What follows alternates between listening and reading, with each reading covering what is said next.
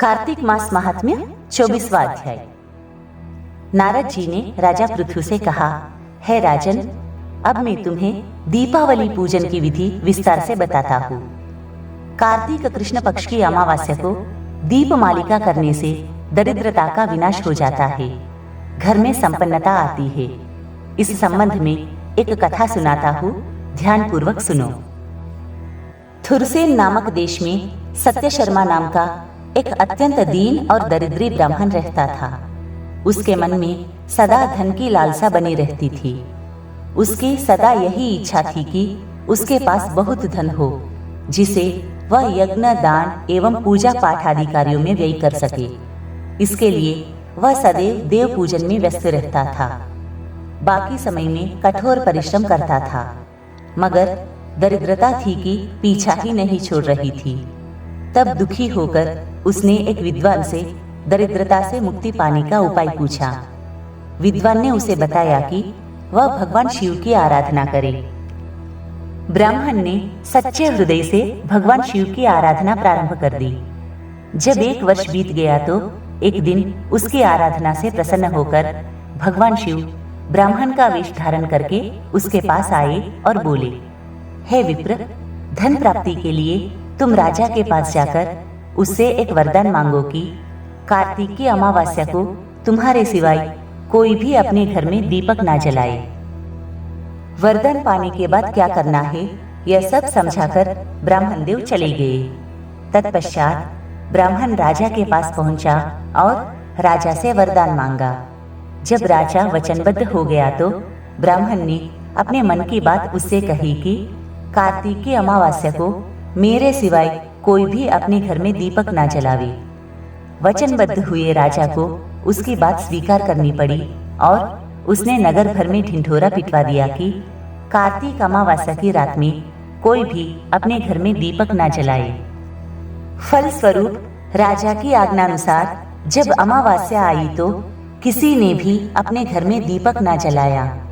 रात में जब लक्ष्मी जी नगर में आई तो पूरा नगर अंधेरे में और एक ब्राह्मण का घर खूब सजा धजा और दीप मालिका से जगमग देखकर प्रसन्नता पूर्वक वे उसके घर में जाने लगी।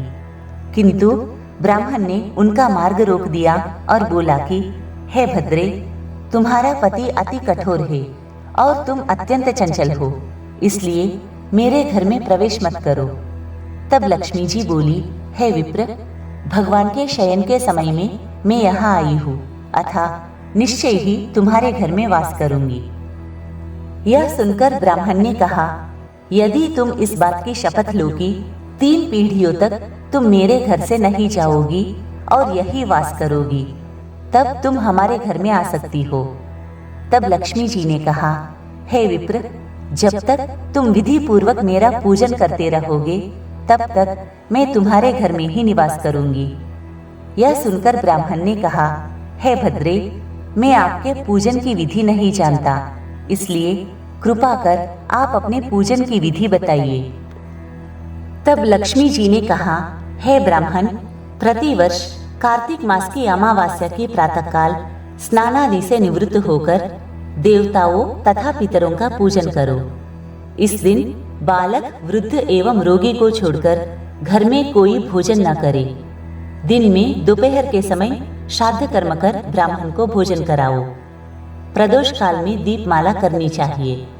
घर में तुलसी वृक्ष के निकट, ब्राह्मण के घर में, देव मंदिर में, चौराहे, स्मशान तथा गौशाला में भी दीपक जलाना चाहिए। सायंकाल स्वस्ति वाचन और कुबेर जी का पूजन करके संकल्प करे। तत्पश्चात मेरा पूजन करके इस प्रकार कहे, कमल आसन पर स्थित कमल पुष्पों की माला धारण करने वाली, कमल नयनी, गंभीर नाभि वाली एवं स्तन के भार से नम्र सुंदर वस्त्रों वाली, देवताओं के हाथियों द्वारा मनयुक्त घड़ों से स्नान करने वाली, हाथ में कमल पुष्प धारण किए ऐसी लक्ष्मी मेरे घर में निवास करे। तत्पश्चात आसन, पाद्य, आचमन, स्नान, वस्त्र, दीप, धूप, नैवेद्य, जल, तांबूल और सुपारी, यह सब लक्ष्मी जी को अर्पण कर नमस्कार करे। दीपक प्रज्वलित करे और रात्रि भर कीर्तन करे। इस प्रकार कुबेर एवं लक्ष्मी का पूजन कर ब्राह्मणों को भोजन करावे। इस प्रकार महालक्ष्मी के आदेशानुसार ब्राह्मण ने लक्ष्मी जी का विधिवत पूजन किया, जिससे उसका घर धन धान्य से भर गया।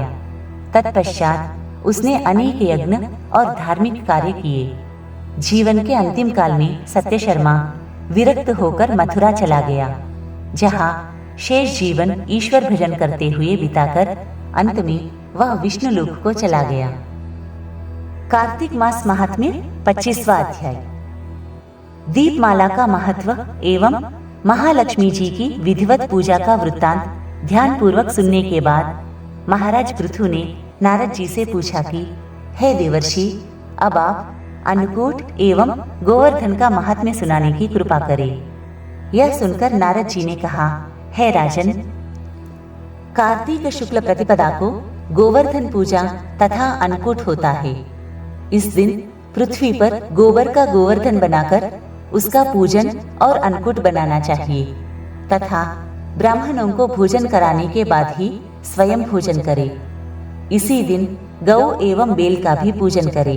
हे राजन, इसी दिन जामाता का भी पूजन होता है, अथा जवाई को घर बुलाकर उसका पूजन एवं आदर सत्कार करना चाहिए। जवाई पूजन के संदर्भ में महाराज पृथु ने पूछा, हे महर्षि, जवाई पूजन का प्रारंभ कब से हुआ और इसे सबसे पहले किसने किया? कृपया यह भी समझाकर कहे। तब नारद जी ने बताया, हे राजन, समुद्र मंथन के समय जब लक्ष्मी जी समुद्र से उत्पन्न हुई, तब विष्णु भगवान ने उनका वरण किया। इससे आनंदित होकर समुद्र ने भगवान की स्तुति की। उस स्तुति से प्रसन्न होकर भगवान बोले कि वर मांगो। यह सुनकर समुद्र ने कहा, हे प्रभु, आप लक्ष्मी सहित मेरे यहाँ निवास करें। भगवान विष्णु ने कहा कि ऐसा ही होगा। हे राजन, तब से भगवान लक्ष्मी जी सहित शेष शैया पर अवस्थित हो गए। उसी दिन से दामाद पूजन का प्रचलन शुरू हुआ।